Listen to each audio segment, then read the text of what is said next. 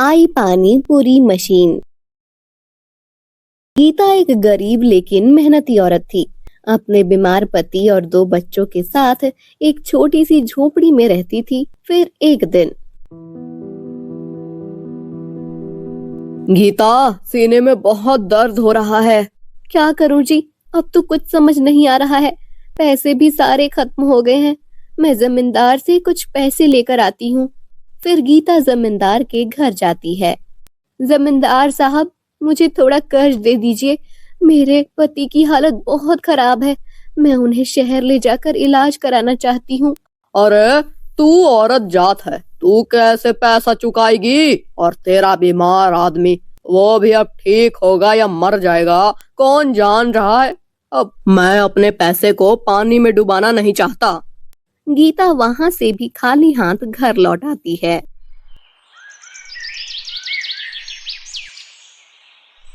हे भगवान, अब मैं क्या करूं? कोई मेरा हाल समझने वाला नहीं है। सबने मुंह मोड़ लिया है। मैं कहाँ जाऊं? ऐसे ही दिन बीतते जाते हैं। रामू की तबीयत हर रोज और बिगड़ती जाती है।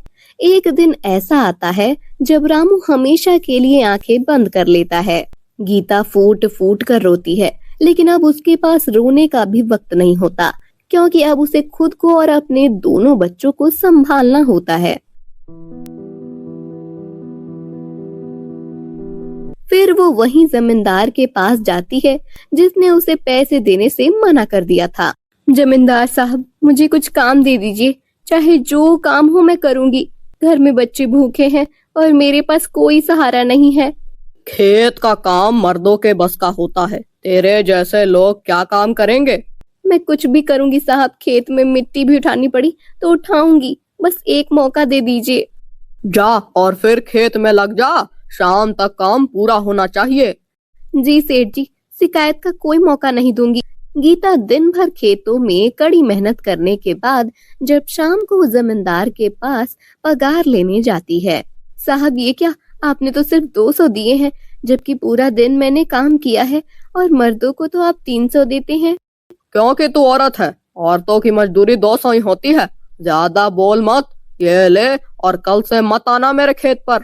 गीता रोती हुई वो पैसे लेकर चल देती है और बाजार की तरफ जाने लगती है। तभी उसकी नजर बाजार में पानी पूरी की दुकान पर जाती है, जहाँ भीड़ लगी होती है। सब बड़े चाव से खा रहे होते हैं। अगर ये पानी पूरी इतना बिकता है तो क्यों ना मैं भी यही काम करूं। मुझे भी बनाना आता है। अगर मैं भी पानी पूरी बेचूं तो शायद घर का खर्च निकल जाए। शायद मेरे बच्चों को 2 वक्त की रोटी भी मिल जाए। फिर वह तय कर लेती है कि कल से पानी पूरी बेचेगी। आज जो पैसे बचे हैं उससे वो थोड़ा आटा, थोड़ा तेल और थोड़े आलू लेती है और घर लौट जाती है। पूरी रात जागती है और पानी पूरी तैयार करती है।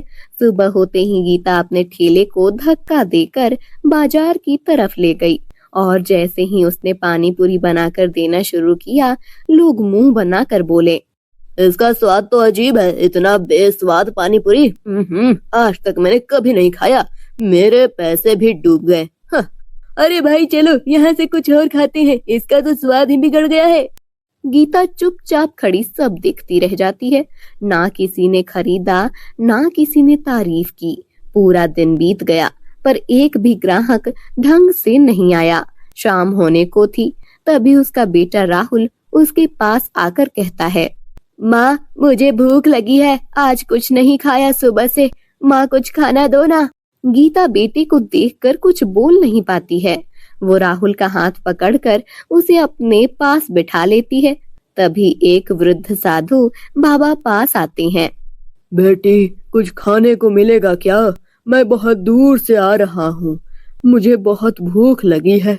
बाबा, मेरे पास ज्यादा कुछ नहीं बचा है, पर ये थोड़े से चने हैं और 2 बचे हुए पानी पूरी हैं। आप खा लीजिए। फिर साधु वो पानी पूरी खा लेता है। तभी राहुल कहता है, माँ, मुझे भी भूख लगा था। आपने मुझे पानी पूरी नहीं दिया और ये पानी पूरी दे दिया। मुझे भी चाहिए था। बेटा, ऐसा नहीं कहते। साधु बाबा को दान करनी चाहिए, जिससे हमें आशीर्वाद मिलता है तो हमारे दिन अच्छे बीतते हैं। कितना प्यारा है तुम्हारा बेटा। तुम्हारा बच्चा और तुम खुद भूखी है, फिर भी सेवा कर रही है। तू बहुत बड़ी दिल वाली औरत है। मैं तुझे आशीर्वाद देता हूँ। कल सुबह अपने ठेले के नीचे देखना बेटी, तेरे भाग्य का दरवाजा खुलने वाला है। गीता कुछ समझ नहीं पाती, लेकिन बाबा की बातों में एक सुकून सा महसूस होता है।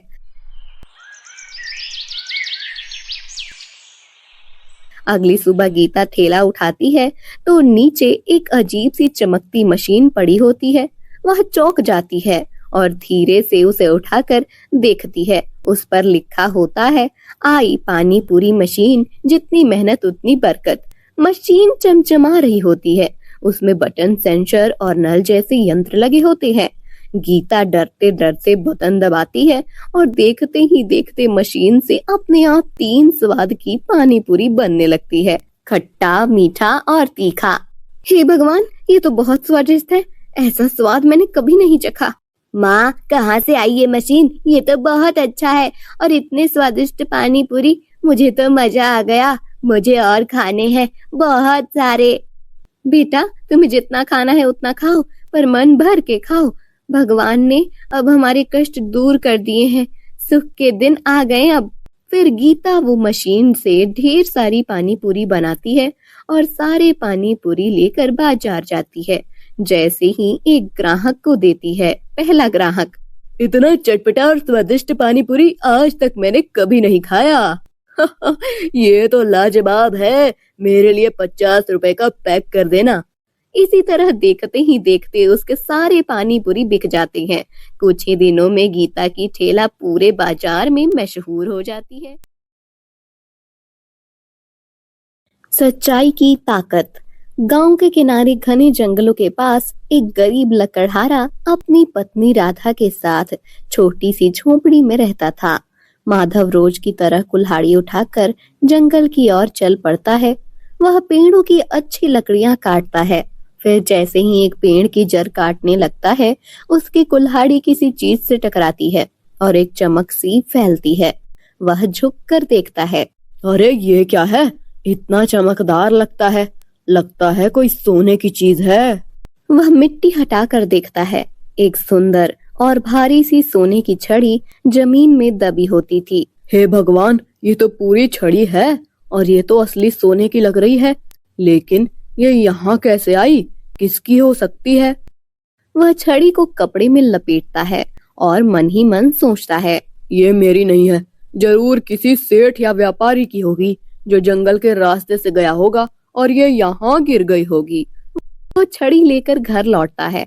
राधा उसे दरवाजे पर देखती है और जैसे ही वो छड़ी दिखाता है, उसकी आंखें फटी रह जाती हैं। हे राम, ये तो सोने की छड़ी है। कहाँ से मिली तुम्हें? जंगल में एक पेड़ की जड़ के नीचे दबी थी। मैं लकड़ियां काट रहा था, तभी दिखी। तो अब क्या सोच रहे हो? रख लो इसे। इससे हमारा सारा कर्ज उतर जाएगा। हम एक नया घर बना सकते हैं और खेत भी खरीद सकते हैं। नहीं राधा, ये हमारा नहीं है। ये किसी और का है। हम इसे रख नहीं सकते। क्या मतलब है तुम्हारा? भगवान ने भेजा है तुम्हारे लिए और तुम वापस करने की बात कर रहे हो? नहीं राधा, ये मेरा जमीर नहीं मानता। अगर मैंने ये छड़ी रख ली तो मैं चैन से सो नहीं पाऊंगा। तभी दरवाजे पर रघु आता है। अरे ओ माधव, बाहर निकल। मेरे पैसे कब देगा? 6 महीने हो गए। तूने उधार लिया था और अब तक 1 रुपया भी नहीं लौटाया है। भाई रघु, बस थोड़ा और समय दे दे। इस बार जंगल में अच्छी लकड़ियां मिली हैं, बेचकर तेरे पैसे दे दूंगा। देख माधव, मेरी बीवी ने मुझे घर से निकाल दिया है। जब तक मैं सारे उधार वापस नहीं लाता, वो मुझे घर में नहीं घुसने देगी। तू सोच ले, 1 हफ्ते में पैसे नहीं मिले तो अच्छा नहीं होगा। इतना कहकर रघु चला जाता है। राधा अंदर आकर फिर भड़क उठती है। देखा, अब क्या कहोगे? अगर ये छड़ी रख लो तो रघु का कर्ज भी उतर जाएगा और हमारे खाने का भी इंतजाम हो जाएगा। लेकिन नहीं, तुम्हें तो बस अपनी ईमानदारी प्यारी है। राधा, मैं तुम्हारे दुख समझ सकता हूँ, लेकिन चोरी का माल रखकर सुखी नहीं हो सकता मैं। अभी मुखिया जी के पास जा रहा हूँ मैं। ये छड़ी उन्हें देकर आऊंगा ताकि वे असली मालिक को लौटा सके। माधव अपने पुराने फटे कपड़े में लेकिन आंखों में ईमानदारी और दिल में सच्चाई लिए उस सोने की छड़ी को कपड़े में लपेटकर सीधे गांव के मुखिया के पास पहुंचा। सारी बात बता देता है। माधव, ये तो पूरी सोने की छड़ी है। तुम्हारी जगह कोई और होता तो इसे कभी वापस नहीं करता, मगर तुमने इसे न केवल संभाल कर रखा बल्कि अपने आप इसे लौटाने भी चले आए। तुम चाहते तो इसे रख सकते थे और अपने सारे कर्ज उतार सकते थे। मुखिया जी, मैं किसी और का धन रखकर क्या करूंगा? मेरी आत्मा गवाही नहीं देती। मैं जो मेहनत से कमाता हूँ उसी में खुश हूँ। मैं जानता हूँ माधव, तुम्हारी हालत कोई आसान नहीं है। तुम्हारी पत्नी आए दिन तुमसे लड़ती रहती है, घर में पैसों की किल्लत रहती है, फिर भी तुमने ऐसा फैसला लिया, ये तो बहुत बड़ी बात है। गरीब जरूर हूँ लेकिन बेईमान नहीं हूँ। तुम्हारी बात सुनकर मेरा मन गर्व से भर गया है। आज ही मैं पूरे गांव में घोषणा करवाता हूँ ताकि जिसे भी इस छड़ी के बारे में जानकारी हो वो आकर बताए। मुखिया ने पूरे गांव में घोषणा करवा दिया। कुछ ही दिनों में ये खबर हवा की तरह पूरे गांव और आसपास के इलाकों में फैल गई। हर कोई यही सोच रहा था कि इतनी कीमती चीज कोई कैसे वापस कर सकता है। फिर एक दिन दूर गांव से दौड़ता हुआ एक साहूकार मुखिया के पास पहुंचा। मुखिया जी, क्या आपने किसी सोने की छड़ी की बात कही थी? जरा दिखाइए वो छड़ी। क्यों, क्या तुम्हारी थी वो छड़ी? हाँ मुखिया जी, वो मेरी ही थी। मैं एक बड़ी जमींदार को सोने की छड़ी देने जंगल के रास्ते से जा रहा था, लेकिन रात हो गई और अंधेरे में वो कहीं गिर गई थी। मैं कई दिन तक उसे ढूंढता रहा लेकिन मिली नहीं, जिस वजह से जमींदार ने मेरा घर तक जब्त कर लिया। मेरी बीवी बच्चों को भी घर से निकाल दिया। अगर मुझे वो छड़ी वापस नहीं मिली तो मेरा सब कुछ चला जाएगा। बहुत लोग आए हैं, सब कहते हैं छड़ी उनकी है, पर कोई प्रमाण? मुखिया जी, उस छड़ी के सिर पर एक छोटा सा लाल रत्न जड़ा हुआ है और उसकी लंबाई मेरी बांह जितनी है। अगर आप दिखाएं तो मैं पहचान सकता हूँ। मुखिया ने भीतर से छड़ी मंगवाई और जैसे ही साहूकार ने देखा वो उसकी पहचान से बिल्कुल मेल खाती थी। मुखिया जी, यही मेरी छड़ी है। ये देखिए, ये लाल रत्न और नीचे हल्का सा खरोंच, ये मैंने खुद देखा था। ठीक है, जब तुमने पहचान ली तो अब ये छड़ी तुम्हारी हुई। हाँ, ये छड़ी हमारे गांव का राघव का लकड़हारे ने दिया है। ऐसे लोग आजकल कहाँ मिलते हैं? मैं उसी से मिलना चाहता हूँ। उसका घर किधर है? यहीं से दाहिनी और फर्स्ट गली में है। टूटी झोपड़ी जो सबसे किनारे है वही उसका घर है। साहूकार छड़ी लेकर माधव के घर की ओर चल पड़ता है। फिर साहूकार राघव से मिलता है, उसका धन्यवाद करता है और उसे ढेर सारे धन देता है और अपने यहाँ काम पर भी रख लेता है, जो देखकर उसकी पत्नी राधा बहुत ही शर्मिंदा होती है और राघव से कहती है, मुझे माफ कर दो, मैं लालच में आ गई थी, लेकिन आज तुम्हारी ईमानदारी ने हमें पूरा गांव में गर्व से सिर ऊंचा कराया है। इसलिए तो राधा, सच्चाई का रास्ता चलना कठिन है, लेकिन इसका फल हमेशा मीठा होता है।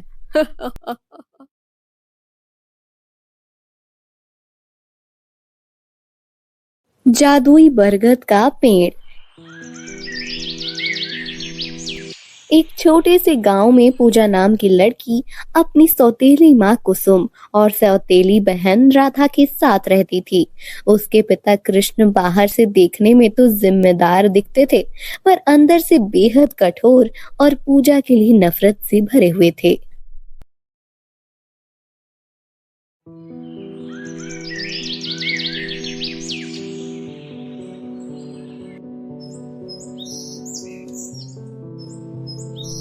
फिर एक दिन, अरे वो महारानी अभी तक सो रही है, बहुत सारे बर्तन पड़े हैं, क्या तेरी मरी हुई माँ आकर उन्हें धोएगी? चलो उठ और झाड़ू भी लगा, पूरा आंगन चमकना चाहिए। माँ, मुझे बहुत जोर की भूख लगी है, कुछ खाने को दे दो ना। अरे क्यों नहीं मेरी रानी, तू बैठ, मैं तेरे लिए गरम गरम पराठा बना देती हूँ। तभी पूजा डरते डरते कहती है, माँ मुझे भी बहुत भूख लगी है, कुछ खाने को मिल जाएगा? जा पहले बर्तन मांज ले, झाड़ू पोछा कर ले, तब खाना मिलेगा, निकम्मी कहीं की। पूजा चुपचाप सिर झुकाकर काम में लग जाती है। थोड़ी देर बाद वो अपने पिता हरि कृष्ण के पास जाती है।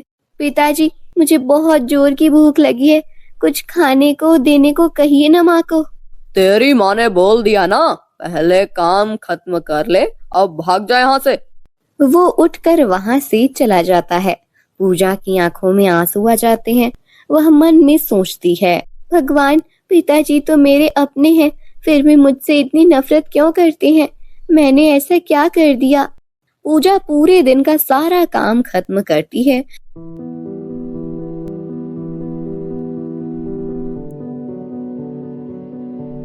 और जब थक कर खाना देखने जाती है तो थाली खाली होती है। सब लोग खा चुके होते हैं। अब मैं क्या खाऊं? सबने खा लिया, मेरे लिए कुछ भी नहीं बचा। वह रोते हुए घर के बाहर आकर बैठ जाती है। उसके आंसू रुकते ही नहीं। तभी बगल से एक बूढ़ी औरत आती है। क्या हुआ बेटी, तू ऐसे क्यों बैठी है? क्या तकलीफ है? दादी, मैंने ऐसा क्या किया है जो कोई मुझसे प्यार नहीं करता? माँ नहीं रही, अब पिताजी भी मुझसे बात नहीं करते। माँ कुसुम मुझे मारती है, राधा मुझे ताने देती है, कोई मुझे खाना तक नहीं देता। दादी, मैं बहुत अकेली हूँ। बेटी, ये सब तेरे कर्मों का नहीं, तेरी माँ के जाने के बाद सब बदल गया। तेरा बाप तुझसे बहुत प्यार करता था, पर जब से दूसरी शादी की तब से उसकी सोच ही बदल गई। सब्र रख, एक दिन सब ठीक होगा।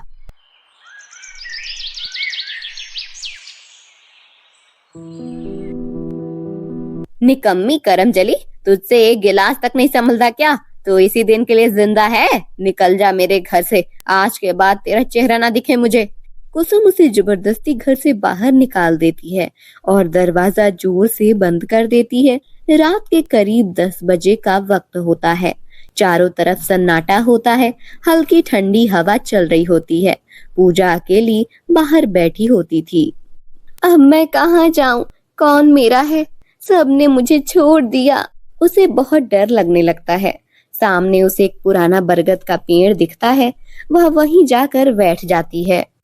माँ, तू कहाँ चली गई? तू होती तो आज ये सब ना होता। माँ, तू वापस आ जाना। तू मुझे अपने पास बुला ले माँ, मुझे बहुत डर लग रहा है। मैं अब और सह नहीं सकती माँ। तभी बरगद के पेड़ से एक धीमी मगर मधुर आवाज आती है। बेटी, मैं कहीं नहीं गई, मैं तेरे साथ ही हूँ। कौन बोल रहा है? मैं तेरी माँ हूँ। मैं जानती हूँ तू क्या क्या सह रही है, लेकिन तू घबरा मत। आज से तुझे एक वरदान देती हूँ। जो तुझे दुख देगा उनके साथ स्वयं दुख होगा। तुझे न्याय मिलेगा बेटी।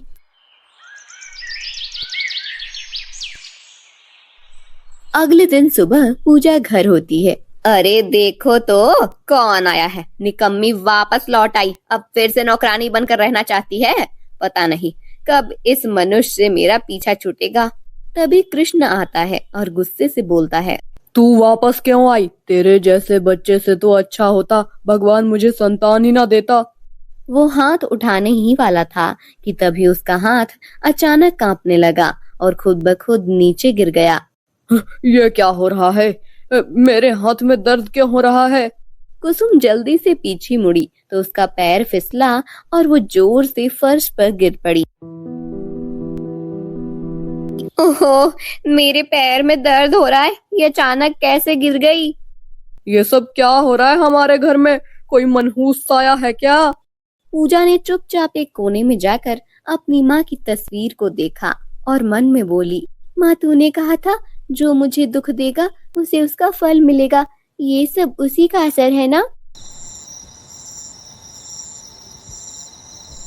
उसी रात को जब सब सो चुके थे तब कृष्णा को एक अजीब सपना आया। वो अपने पुराने कमरे में खड़ा था। सामने उसकी पहली पत्नी रो रही थी और पूजा जमीन पर बैठी तड़प रही थी। नहीं नहीं, ऐसा मत करो, मुझे माफ कर दो।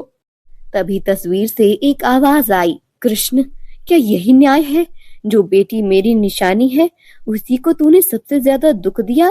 तेरी आत्मा कभी शांत नहीं होगी। कृष्ण चौंक कर उठ बैठा। उसके पूरे शरीर में पसीना था। उसने तेजी से अपनी पहली पत्नी की तस्वीर की ओर देखा। वहां से हल्की रोशनी निकल रही थी।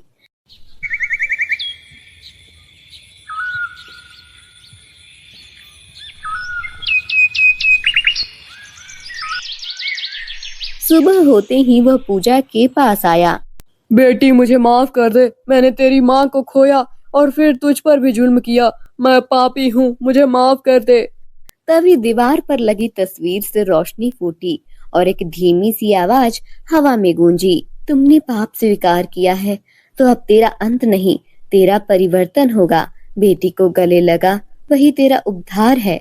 पूजा की आंखों से फिर आंसू बह निकले, लेकिन इस बार ये आंसू दर्द के नहीं थे, ये सुकून के थे।